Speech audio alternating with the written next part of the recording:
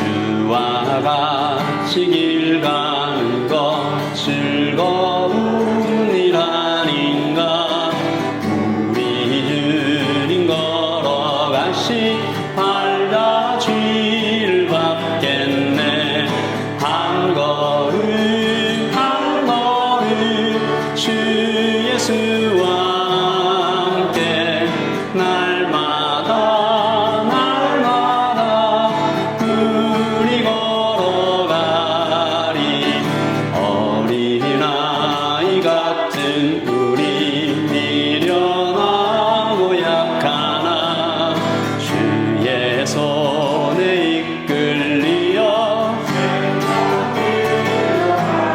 한 걸음 한 걸음 한 걸음 주 예수와 함께 날마다 우리 걸어가리. 꽃이 피는 들판이나 험한 골짜기라도 주가 인도하는 대로 주와 같이 가겠네. 한 걸음 한 걸음 주 예수와 함께 날마다 우리 걸어가리. 옛 선지자의 넋같이 우리들도 천국에 들려 올라갈 때까지 주와 같이 걷겠네. 한 걸음 한 걸음 주 예수와 함께 날마다 우리 걸어가리. 한 걸음 한 걸음 한 걸음 주 예수와 함께 날마다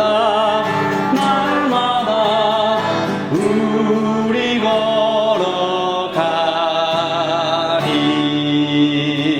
아멘.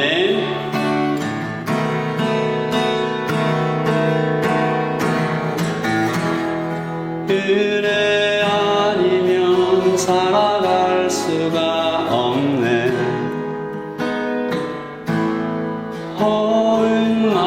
호흡마저도 다 주의 것이니 세상 평안과 위로 내게 없어도 예수 오직 예수뿐이네.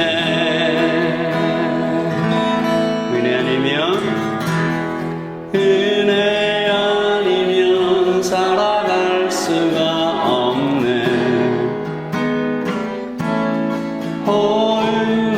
호흡마저도 다 주의 것이니 세상 평안과 위로 내게 없어도 예수 오직 예수뿐이네.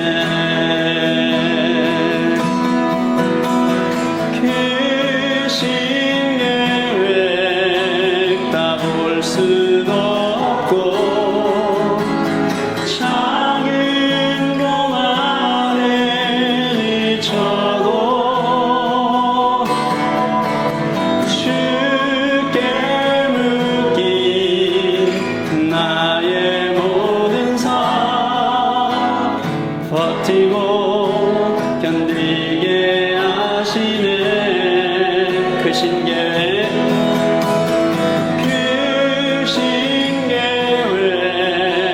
다 볼 수도 없고 작은 고난에 지쳐도 주께 묶인 나의 모든 삶 버티고 견디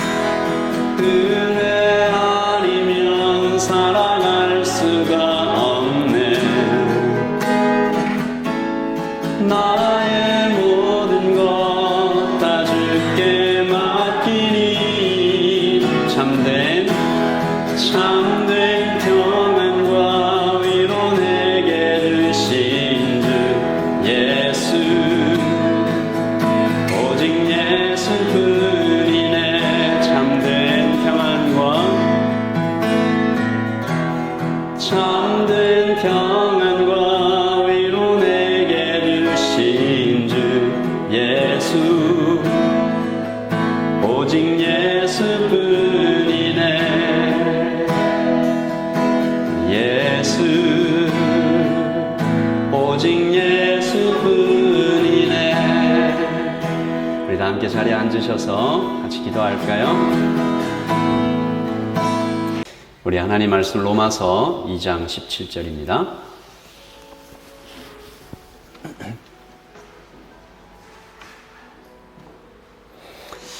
우리 17절부터 24절까지 말씀 저와 여러분이 교독하시겠습니다. 제가 17절 읽겠습니다. 유대인이라 불리는 내가 율법을 의지하며 하나님을 자랑하며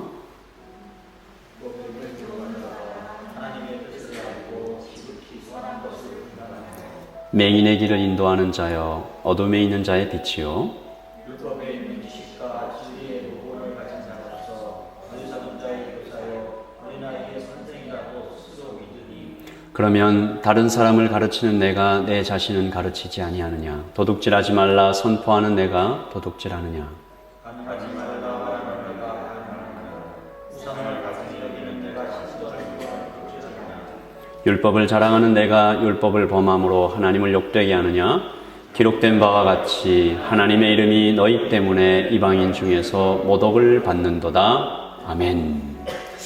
네, 좀 무거운 말씀인데요. 여러분 한 번 더 읽으시면서 묵상하시겠습니다. 제가 이번 주 계속 그런 생각을 좀 했습니다. 예수님을 믿고 사는 것은 어떤 의미일까? 여러분 예수님 믿으시니까 좋으세요? 예. 감사합니다. 이렇게 0.1초 만에 대답이 이렇게 탁 나와야 되는 거예요. 다시 한번 예수님 믿고 사시니까 좋으세요? 와, 너무 좋아요. 이제 구체적으로 좀 생각을 해볼 수 있을 것 같아요. 예수님을 믿고 살 때 받는 축복, 유익이라고 하면 조금 그런 것 같고 축복이 뭘까? 죽어서 천국 가는 것 우리 마음속에 좀 떠오를 수 있겠는데요. 맞죠? 하지만 죽을 때까지 기다리면 되는 축복, 그럼 너무 부족하지 않습니까? 사실은 그 복음이 가지고 있는 하나님 우리에게 주시는 그 축복이 그 정도는 아니잖아요. 그보다 훨씬 더 큰, 더 진한, 더 먼저인 축복이 있는 것 같습니다. 지난주 우리가 들었던 말씀처럼 그 돌 무화과 나무와 좀 연결되어 있는 그런 축복인데요. 우리를 하나님께서 부르실 때 chosen one, 너를 선택하셨다. 언제부터요? 세상이 만들어지기 전부터 너의 이름을 내가 알고 선택했다. 사도 베드로가 이 축복을 이렇게 말했죠. 우리 같이 한번 읽어볼까요? 시작. 너희는 택하신 족속이요 왕 같은 제사장들이요 거룩한 나라요 그의 소유가 된 백성이니 이는 너희를 어두운 데서 불러내어 그의 기이한 빛에 들어가게 하시니에 아름다운 덕을 선포하게 하려 하심이라. 아멘. 이 말씀에 지난주 말씀과 지지난주 말씀이 다 들어가 있는 것 같아요. 하나님께서 미리 선택하셨다. chosen people이다. 근데 어떻게 선택하셨냐? 다스리는 왕, king the ruler로, 돌보고 지키는 제사장으로, priest로, 그리고 마지막으로 회복하게 하는 선지자로 아름다운 덕을 선포하게. 그래서 사람들을 회복하게 하는 왕, 제사장, 선지자. 여러분 이 세 가지 단어를 들으면 어떤 단어와 이렇게 좀 연결이 돼요? 그리스도, 왕, 제사장, 선지자. 구약에서 이렇게 기름을 부어 세우는 세 가지 직분이죠. 왕, 제사장, 선지자. 이 세 가지 직분을 모두 가지고 계신 분은 예수님. 사도 베드로는 우리가 그런 존재다. 왕, 제사장, 선지자. 예수님처럼 거룩하고 예수님처럼 귀하다. 그래서 하나님은 우리를 볼 때 예수님처럼 귀하게 보신다. 예수님처럼 거룩하게 보신다. 그래서 창세기에 이런 축복이 하나님은 우리를 절대로 그냥 내버려 두시지 아니하고 이 정도까지 축복하셨다. 12장 3절이죠. 시작. 너를 축복하는 자에게는 내가 복을 내리고 너를 저주하는 자에게는 내가 저주하리니 땅의 모든 족속이 너로 말미암아 복을 얻을 것이라 하신지라. 아멘. 제가 사역자가 되려고 할 때 주신 말씀이기도 하고요. 또 우리 모두에게 주신 하나님의 말씀인데 한마디로 딱 줄이면 이런 것 같아요. 내 아들, 내 딸 건드리면 가만 안 둔다. 내 아들, 내 딸한테 잘해주면 나도 잘해줄게. 그러니까 이런 하나님의 출동 선언이 아닌가. 내가 출동하겠다. 이런 얘기죠. 대단한 축복입니다.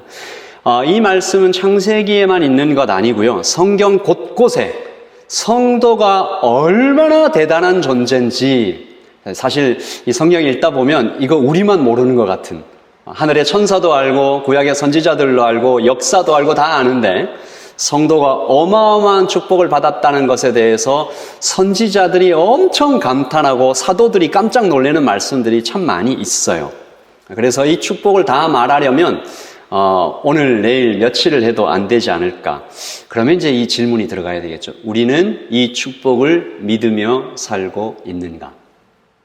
우리는 이 축복이 정말 내 것인 줄 알고 그렇게 여기면서 누리면서 혹시 이 축복들이 성경에 기록된 이 축복들이 나와는 좀 멀리 있는 것 같고 일상의 삶을 사는 것은 참 많이 팍팍하고 메마르고 상관없고 이것은 좀 어떤 믿음이 되게 좋은 어떤 사람들에게 상관 있는 이야기가 아닌가라는 생각이 들 때도 있습니다. 제가 여기까지 얘기하면 여러분 설교를 많이 들어보신 분들이라 그 다음에 뭔 얘기가 나올지 좀 예상을 하실 텐데 그 얘기 아닙니다. 생각을 바꿔라, 열심히 기도하라, 믿음을 더 이런 얘기 아닙니다.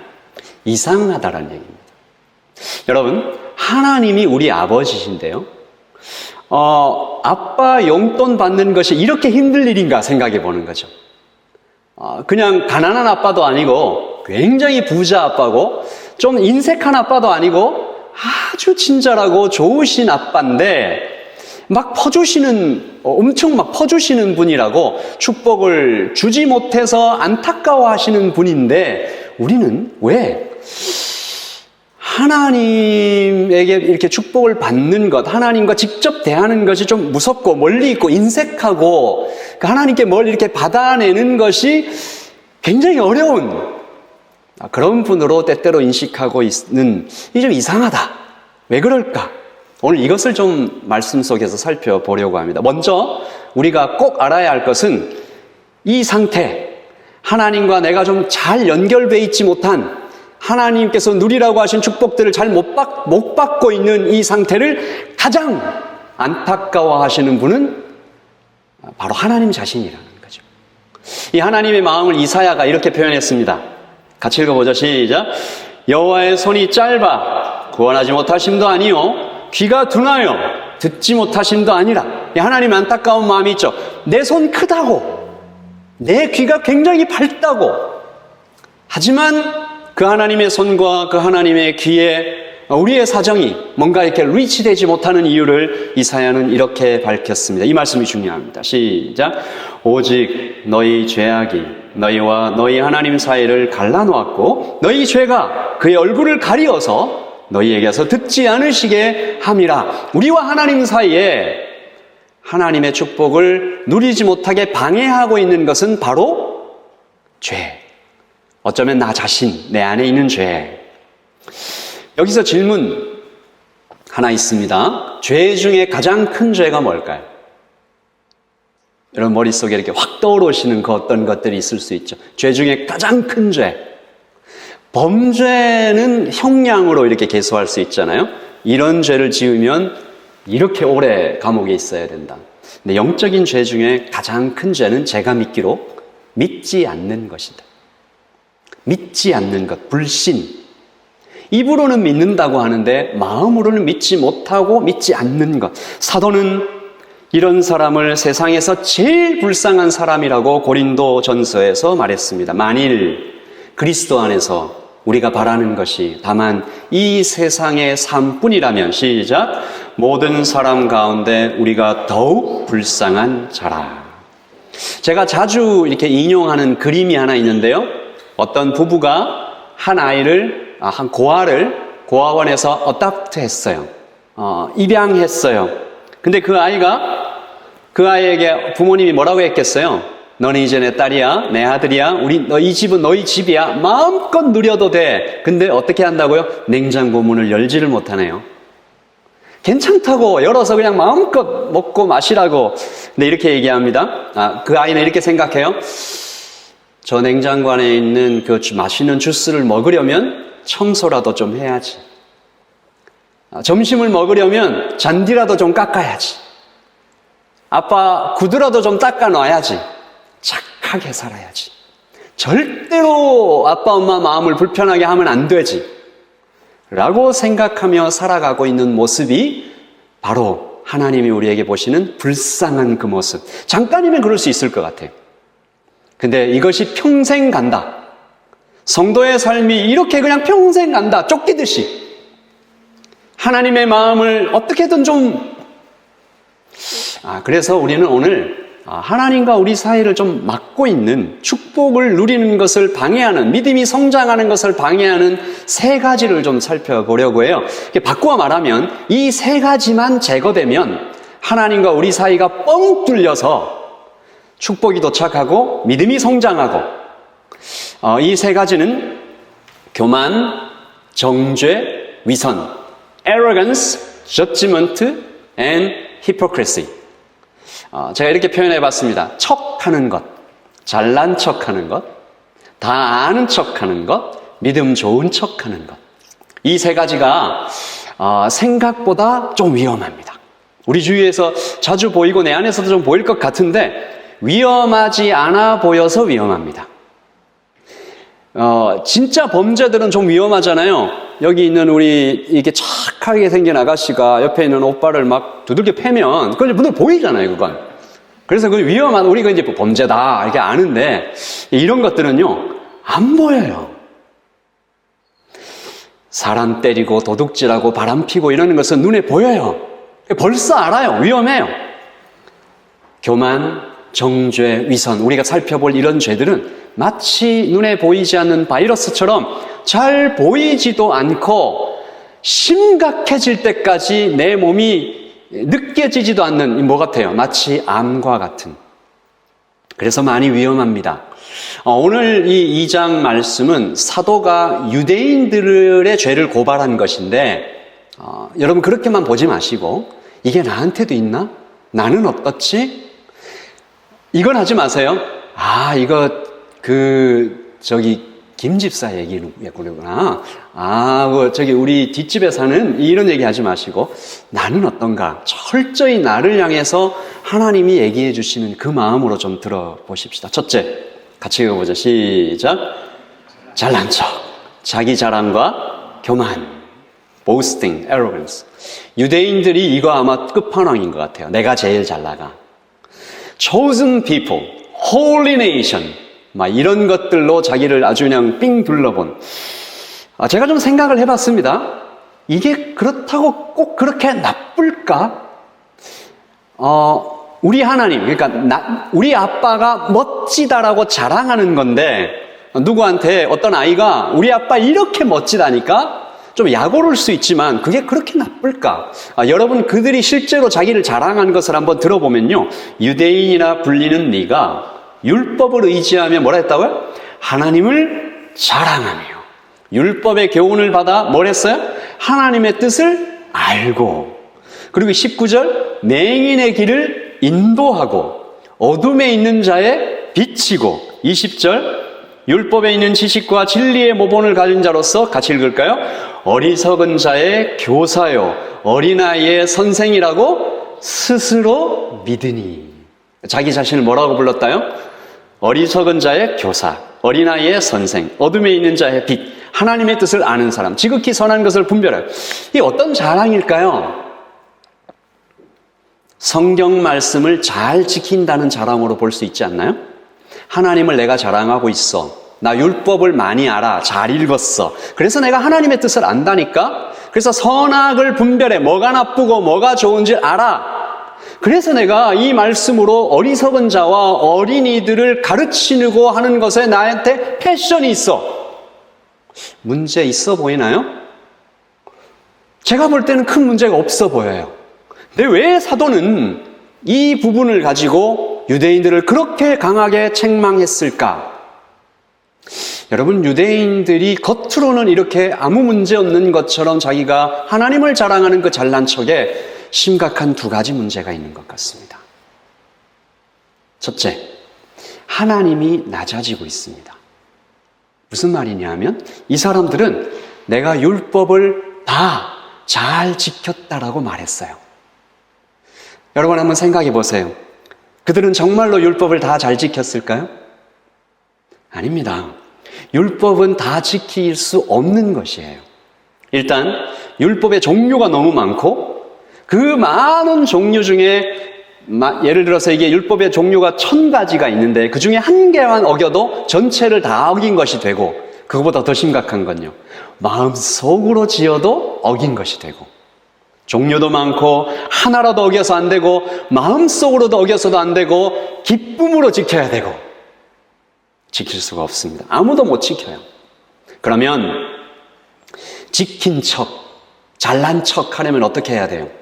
내 마음속으로든 사람들과 같이 합의하든 하나님의 기준을 낮춰야 돼요.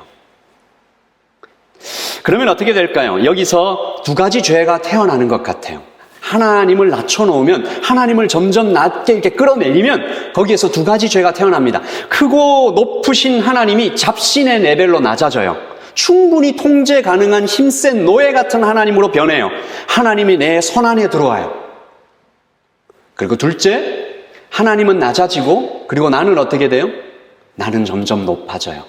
지킨 척, 잘난 척은 반드시 보상 심리로 연결됩니다. 내가 이거 지킨다고 얼마나 고생했는데, 그럼 그 다음에 어떻게 될까요? 하나님에게 그리고 사람에게 보상을 요구해요. 하나님, 나 이렇게 지켰는데 뭐 해주실 거예요? 하나님 나한테 무슨 축복 주실 거예요? 그리고 사람에게도. 그리고 아주 웃긴 일이, 아주 이상하고 웃긴 일이 일어나는데, 이 사람들은 누구의 존경과 인정을 받게 되냐 하면 겸손하고 순수한 사람들이 이 사람들을 칭찬하기 시작합니다. 어떻게 그렇게 거룩하게 살 수가 있으세요?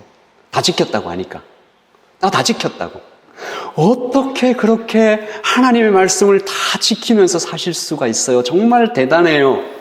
그러면 내가 점점 높아집니다. 하나님은 낮아지고 내가 높아지면 결국 마지막에 이르게 되는 그 하나의 종착지는 내가 기준이 됩니다. 내가 제일 잘 나가가 완성되는 거죠. 그리스 로마 시대 신화에 프로크루스테스의 이야기가 있습니다. 프로크루스테스의 침대, 여러분 들어보셨을 거예요. 프로크루스테스라는 이 친구는 강도예요. 그림 한번 볼까요?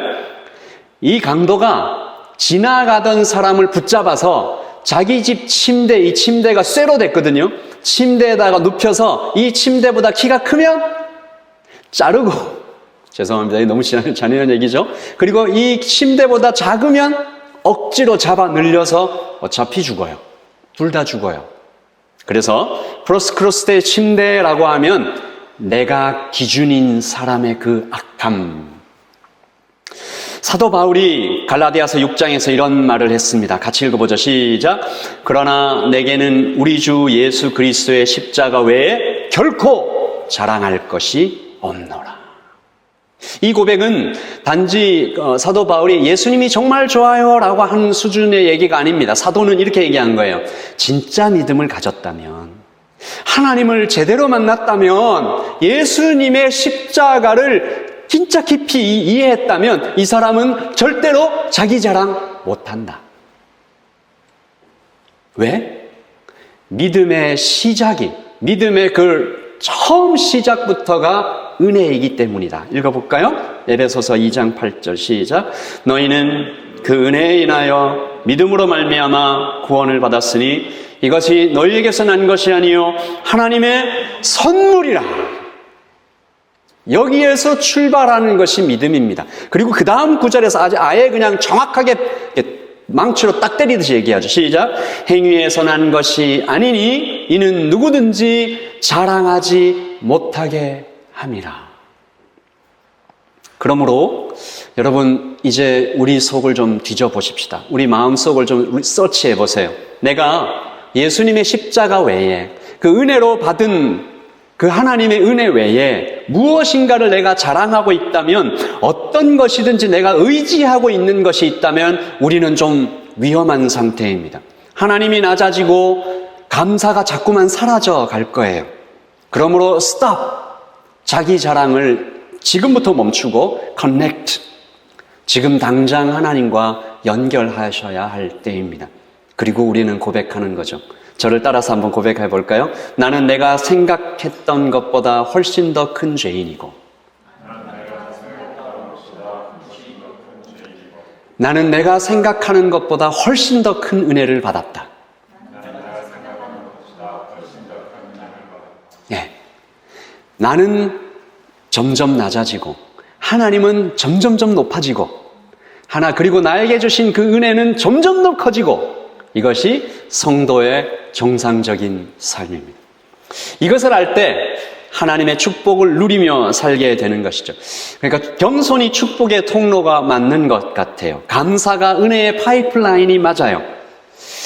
이 자기 자랑을 우리에게서 제거한 후에 우리가 다시 이렇게 보게 될 자기 자랑 다음 두 번째 죄는 다 아는 척, 저지먼트, 남을 판단하는 것입니다. 우리 2장 1절 시작. 그러므로 남을 판단하는 사람아, 누구를 막론하고 내가 핑계하지 못할 것은 남을 판단하는 것으로 내가 너를 정죄함이니 판단한 네가 같은 일을 행함이라. 아멘. 여러분 눈치채셨겠지만 이 판단하는, 이 저지먼트하는, 남을 판단하는 이 죄는 어디서 왔을까요? 앞서 말한 자기 자랑과 교만 다음에 따라오는 죄입니다. 죄가 그러니까 가만히 있지 않아요. 퍼져나가요. 점점 커져요. Worse and worse. 자랑하는 사람은 교만해지고 교만하는 사람은 내 기준으로 다른 사람을 판단하기 시작하죠.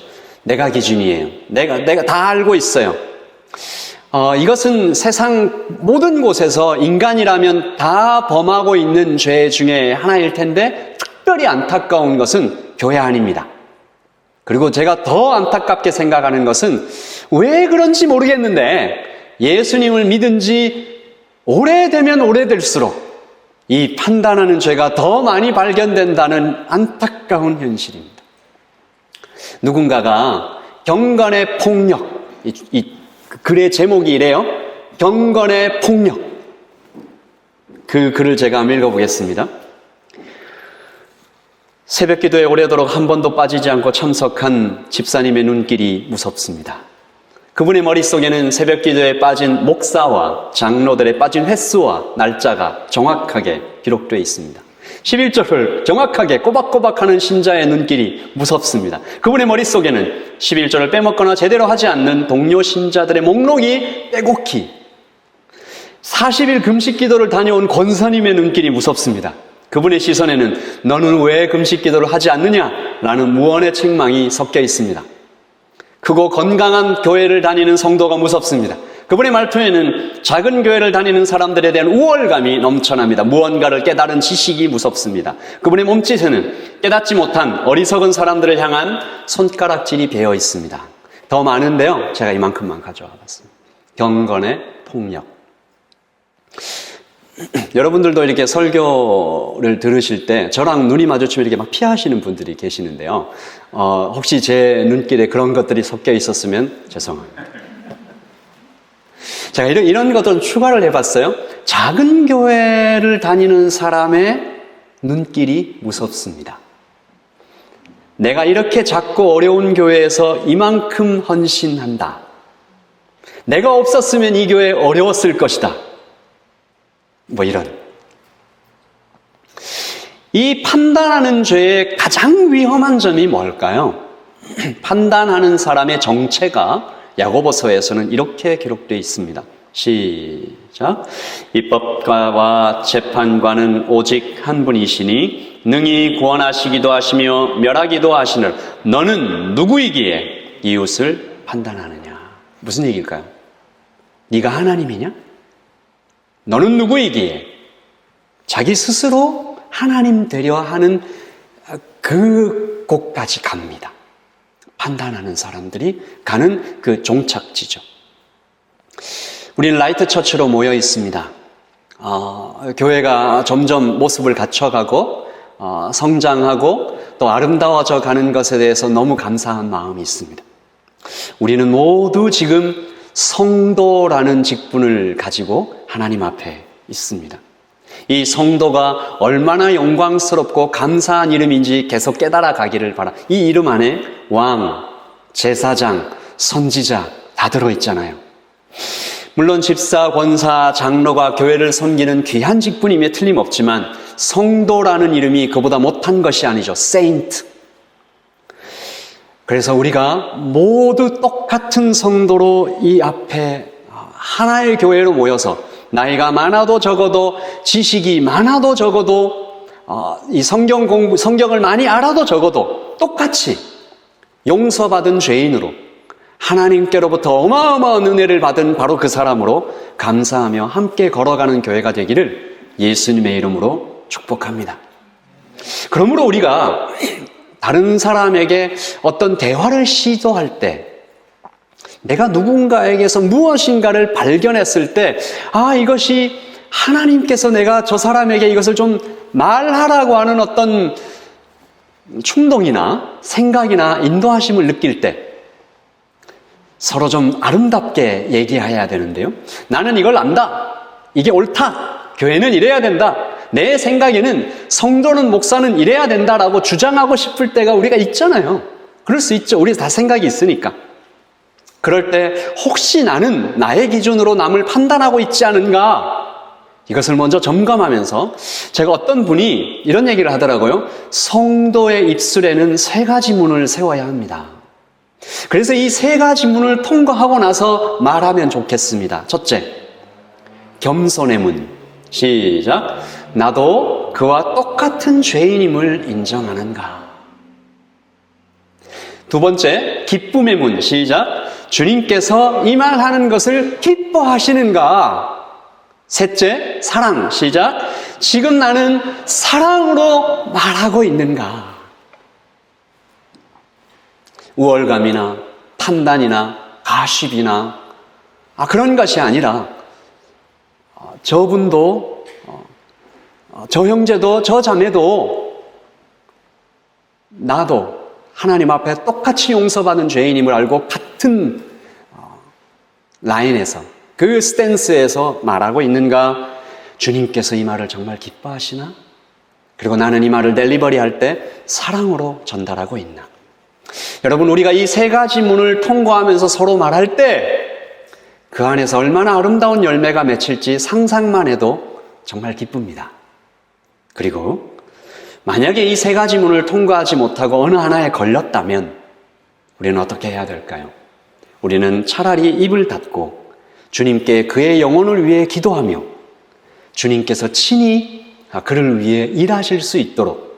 여러분, 우리가 잘 알죠? 항상 언제나 내가 하는 것보다 주님께서 일하시는 것이 항상 더 좋습니다. 아멘이세요? 아멘. 마지막, 위선입니다. 이 판단하는 죄가 worst and worst 해지면 이 위선까지 가는데요. 이 다 합쳐놓은 거죠. 위선은 자랑과 판단과 거짓말을 다 합쳐놓은 그런 모습입니다. 믿음 좋은 척 하는 건데요. 2장 21절 시작. 그러면 다른 사람을 가르치는 내가 내 자신은 가르치지 아니하느냐? 도둑질하지 말라 선포하는 내가 도둑질하느냐? 간음하지 말라 말하는 내가 간음하느냐?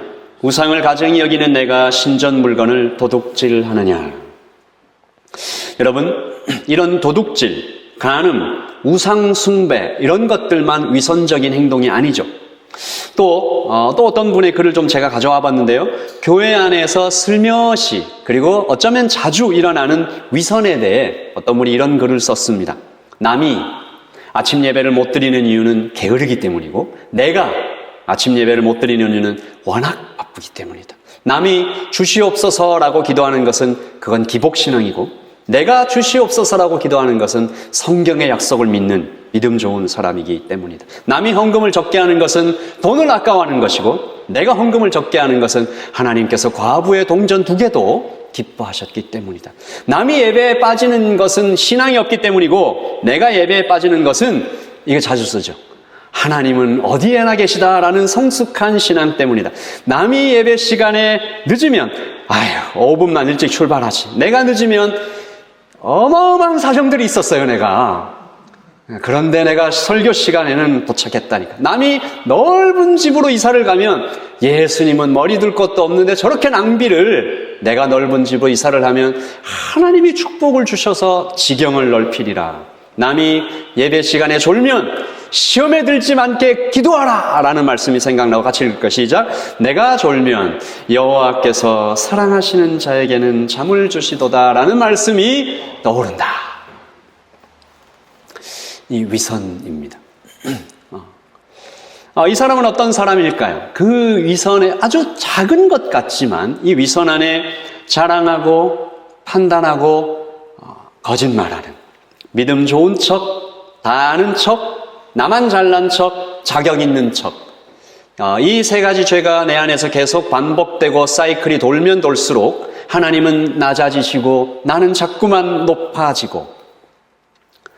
자, 이렇게 한번 생각을 좀 해볼게요. 이 세 가지 죄를 그대로 가지고 있는 사람에게, 회개의 길로 들어가지 않은 사람에게 이 판단과 자기 자랑과 위선을 그대로 가지고 있으면서도 하나님 앞에서 자기를 낮추지 않는 사람에게 하나님께서 축복을 막 부어주시면 어떻게 될까요? 마태복음 9장 17절에 있는 말씀이 나옵니다. 시작. 새 포도주를 낡은 가죽 부대에 넣지 아니하나니 그렇게 하면 부대가 터져 포도주도 쏟아지고 부대도 버리게 됨이라. 새 포도주는 새 부대에 넣어야 둘이 다 보존되느니라.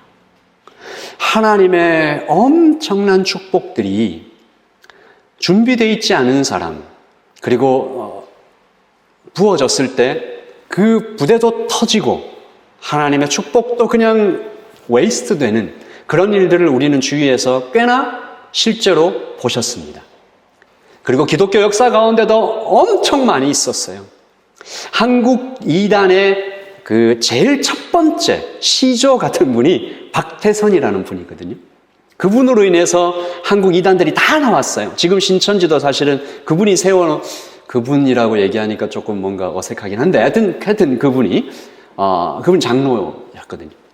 그분에게 하나님께서 치유의 은사와 성경 해석의 은사와 어마어마한 축복들을 많이 주셨는데 그분이 변질되는 거죠. 그래서 참으로 불명예스러운 저주받은 이름, 한국 이단의 시조. 거기서 다 나왔습니다. 여러분, 새 포도주를 낡은 가죽 부대에, 그러니까 오염된, 하나님 앞에 올바로 서 있지 못한 그런 가죽 부대에다가 부어버리면 터져버린다는 거죠. 그러면 어떻게 뉴 와인스킨, 정말 하나님의 축복이 담겨도 같이 잘 사는 이 뉴 와인스킨이 될 수 있을까? 하이델베르그 요리문답이라는 것이 있습니다. 예전에 이 중세시대 때 청소년들을 위해서, 청년들을 위해서 만들었던 이 교리 공부인데요. 거기에 이런 말이 있습니다. 옛사람이 죽는다는 것은 무엇입니까? 같이 읽어보자. 시작. 하나님을 진노케 한 우리의 죄를 마음으로 슬퍼하고 더욱더 미워하고 피하는 것입니다. 두 번째, 새 사람으로 다시 사는 것은 무엇입니까? 시작. 그리스도로 말미암아 하나님 안에서 마음으로 즐거워하고 하나님의 뜻에 따라 모든 선을 행하며 사는 것을 사랑하고 기뻐하는 것입니다. 너무 멋지지 않아요? 여기에 율법이 없죠. 의무가 없죠. 뭔가 해야 될 숙제 같은 것이 없죠. 뭐라고 얘기합니까? 말씀을 지켜야 사랑받는다. 뭐 이런 애쓰는 이런 게 아니죠. 지난주 새가족 성경 공부 중에 이런 말이 있었습니다. 말씀을 지켜야 사랑받는다고 막 애쓰는 숙제하는 것 같은 율법을 지킨 이런 사람들을 율법주의. 또 이거 안 지켜도 돼. 구원파 같은. 안 지켜도 돼. 이렇게 막 사는 것을 방종. 불단이다라는 거죠. 주님은 뭐라고 얘기하세요? 이 길. 옛사람이 죽고 새 사람. 그러니까 복음의 길로 와라. 말씀을 지키지 못한 나에게, 때때로 위선과 판단과 자기 자랑과 교만의 죄를 불쑥불쑥 짓는 나에게 주님이 뭐라고 하신다고요? 괜찮다. 내가 다 알아. 나는 너를 여전히 끝까지 사랑해. Come to you. 수고하고 무거운 죄의 짐을 지고 살아가는 이 죄가 꽉 찬 이 세상에서 그 바다 같은 죄에서 애를 쓰고 사는 너의 어려움을 다 알아. Come to me. 그 주님의 품에 안기는 거죠. 그때 옛사람이 죽습니다. 그때 새 사람이 됩니다. 말씀을 못 지킬 때 이런 종류의 죄를 지을 때 벌 받을까봐 두려워하는 것이 아니라 저를 한번 따라서 하십시다. 주님 마음이 아프실까봐. 주님 마음이 아프실까봐. 여러분, 우리에게 그 마음이 있어야 되는 것이죠. 그 마음을, 그 눈을 마주대해야 되는 것이죠. 주님 마음이 아프실까봐. 그것이 슬퍼서. 여러분, 자녀들도 그렇지 않아요? 아빠가 무서워서. 엄마 생각만 하면 막 떨린다. 막 이게 아니고, 엄마가 슬퍼하실까봐. 아빠 마음이 아플까봐. 죄가 점점 더 싫어지고 미워지고 멀리하게 되고, 그러다가 혹시 또 죄를 지었다고 해도 실수한 나를 괜찮아라고 하면서 동구 밖에서부터 뛰어와서 딱 안아주시는, 이게 복음이죠. 그럼 참 주님이 너무 좋아. 점점 더 좋아. 더 사랑하게 되는. 옛사람이 죽고 새사람이 살아날 때 우리 안에서 판단하는, 자랑하는, 위선하는 이런 죄들이 점점 더 사라지게 될 것입니다. 그래서 복음 안에서 나는 자유롭다고 하는 것이죠. 기쁘다고 하는 것이죠. 이야기 하나를 소개하고 말씀을 마치겠습니다. 영국의 한 박물관에서 있었던 일인데요. 뭔가 깨졌죠. 이 도자기는 221년 된 도자기입니다. CCTV를 보니까 한 5살 정도 되는 아이가 부모님과 함께 왔는데 깨고 도망치는 모습이 찍혔습니다. 박물관이 신문에 광고를 냈습니다. 이 소년을 찾습니다. 찾는 이유가 뭘까요? 이 소년을 찾는 이유가 정말 감동적이라서 제가 가져온 거예요. 자, 제가 읽어보겠습니다. 이 아이와 아이의 부모를 박물관에 초대합니다. 그 다음 그림. 다시 완벽하게 조립된 도자기 주전자를 보여주고 싶습니다. 우리는 그 아이를 안심시키고 싶습니다. 모든 것은 이미 다 잘 됐습니다. 이 소년을 찾습니다. 우리는 이 소년을 안심시키고 싶습니다. 모든 것이 다 잘 되었습니다. 나중에 후기를 보니까 쉽지는 않았다고 그래요. 이 조각이 총 65개로 조각이 났는데 하나를 붙이는데 몇 시간이 걸렸다고 해요. 정교하게. 이 재조립된 도자기는 이제 갤러리에 전시 중인데요. 여러분, 저는 이 도자기 이야기를 보면서 복음이 많이 떠올랐어요. 하나님이 우리를 부르시죠. 왜 부르셔요? 일 시키려고. 내 편 만들려고.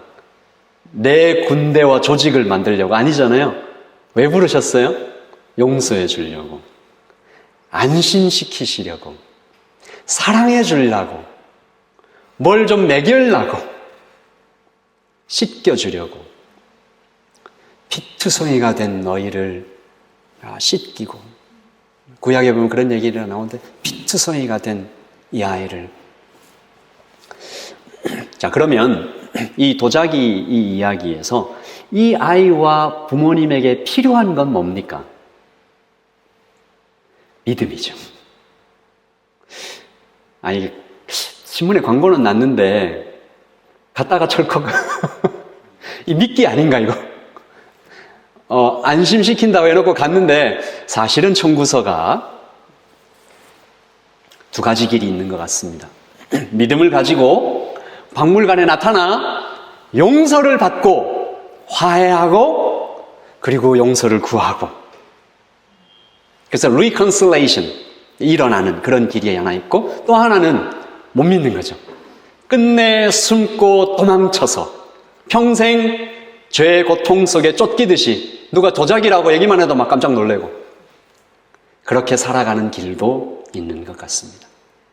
오늘 주님께서 우리 모두에게 똑같은 말씀을 하시는 것 같아요. 수고하고 무거운 짐을 진 나의 사랑하는 아들과 딸들아, 너는 마치 깨뜨려진 도자기와 같았다. 그리고 이 도자기가 이미 다 완성되고 재조립이 되었는데 왜 너는 예전에 그 깨뜨려진 도자기 때의 그 습관과 느낌을 그대로 가지고 와서 자랑하려고 하고 판단하려고 하고 외식하려고 해? 그럴 필요가 없다니까. 너는 그저 나에게 오면 쉬고 용서받고 생명을 얻고 완전한 인정을 받고 평안하고 forward back, 미래에 완전히 이루어진 구원을 미리 맛보면서 살아갈 수 있어 이전 것은 지나갔으니 보라 새 것이 되었도다. 아멘. 앞으로 자랑하지 마십시다. 자랑할 필요가 없습니다. 판단하지 마십시다. 주님 마음이 아프시대요. 외식하지도 마십시다. 우리 안에서 이미 완전히 가득 찬 하나님의 평안이 있습니다. 우리 잠시 기도할까요?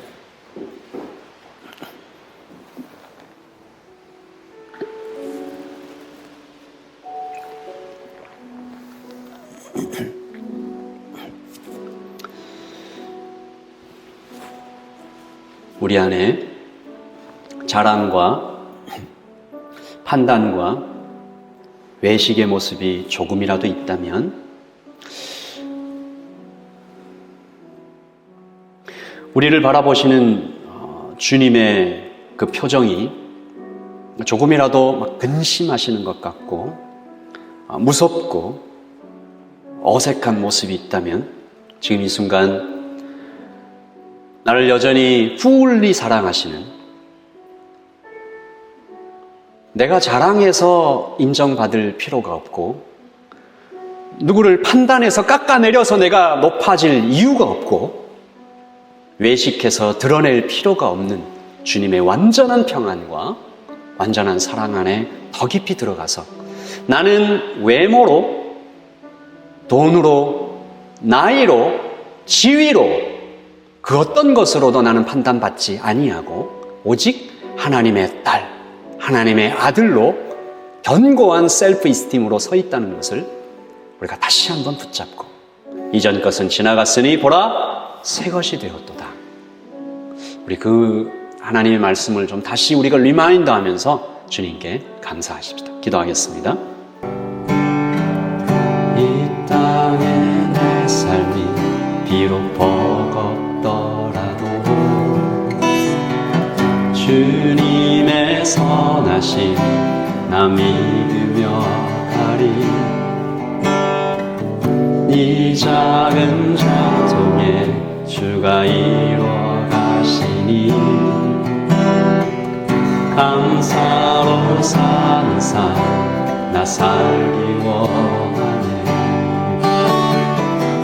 내 삶의 시간 속에 주 일하시네.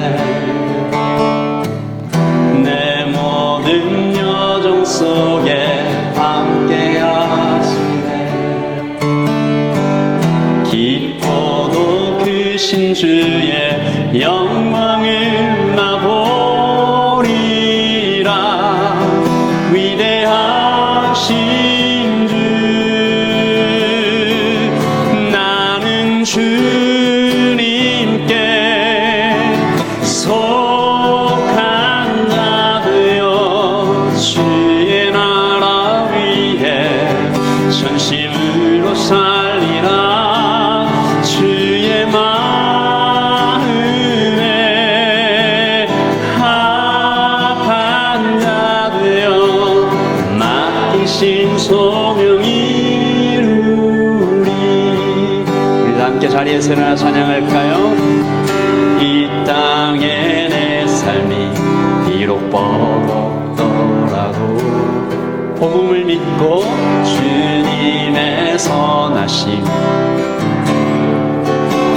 나는 작지만 이 작은 자 주님은 크시니 감사로 사는 삶 나 살기 원해.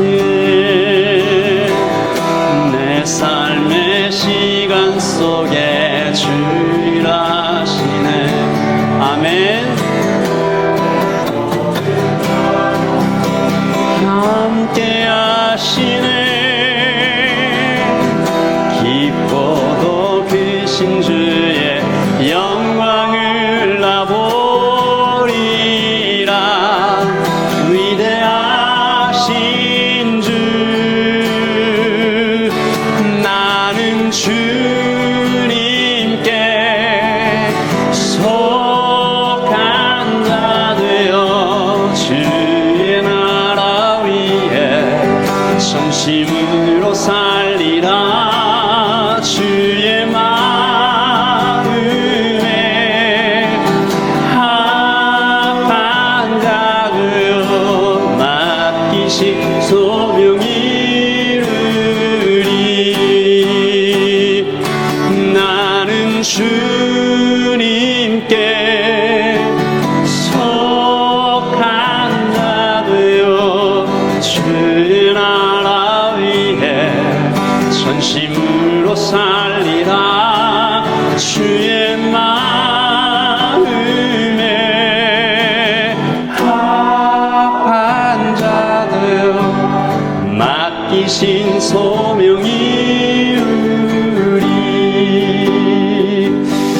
우리 한 번만 더 기도하십시다. 이번 한 주를 살아가면서 이 작은 자 통해 주께서 이루어 가시는 일들을 기대하며 감사로 살기 원한다고 고백하십시다. 내 삶의 시간 속에 주님은 여전히 일하시는 것을 믿고 걸어가십시다. 나는 I belong to you. 나는 주님께 속한 자입니다. 나는 주님께 속한 자입니다. 나는 왕, 제사장, 선지자.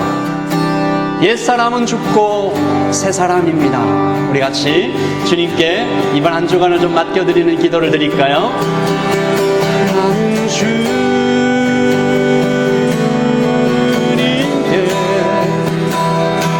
속한 자 되어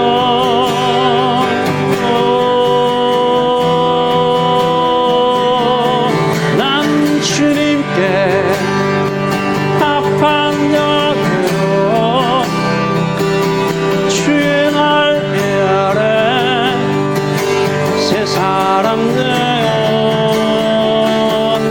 난 주님께 속한 자 되어 그 안에 그 숨결에 난 주님께 합한 자 사람 간 자 되어 우린 부름받은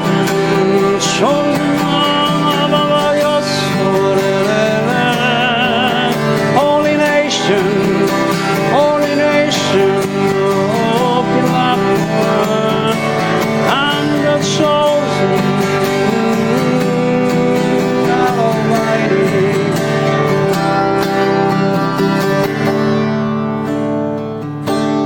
나는 주님께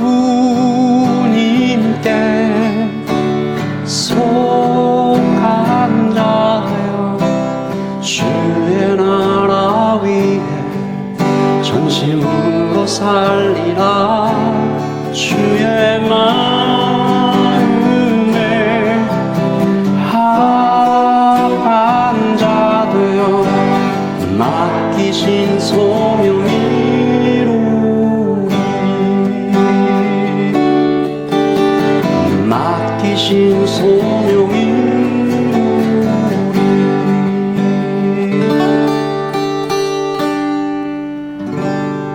하나님, 예배 가운데 말씀하여 주신 하나님 감사합니다. 이번 한 주간 속한 자로 선택받은 자로, 왕으로, 제사장으로, 선지자로, 사랑받는 자로, 하나님 판단받지 않는 자로, 정죄받지 않는 자로, 용서받은 자로 살아갈 수 있도록 하나님 자랑할 필요가 없고 교만할 필요가 없고 판단할 필요가 없고 위선을 할 필요가 없는 온전한 완전한 인정과 큰 사랑 앞에 은혜 아래 잠겨있는 자로 당당한 자로 겸손한 자로 살아갈 수 있도록 도와주시옵소서. 하나님 감사합니다. 복음을 알려주시고 복음의 길로 걸어갈 수 있도록 인도하시니 감사합니다. 지금은 우리 주 예수 그리스도의 그 크신 사랑과 하나님 아버지의 크고 풍성하신 은혜와 성령님의 임재하시고 함께하시고 충만하시고 동행하시는 그 모든 숨결이 여기에 예배하면서 복음으로 더 깊이 들어가기를 원하는 모든 하나님의 백성들 머리머리 위에 지금부터 영원토록 함께 있을지어다. 아멘.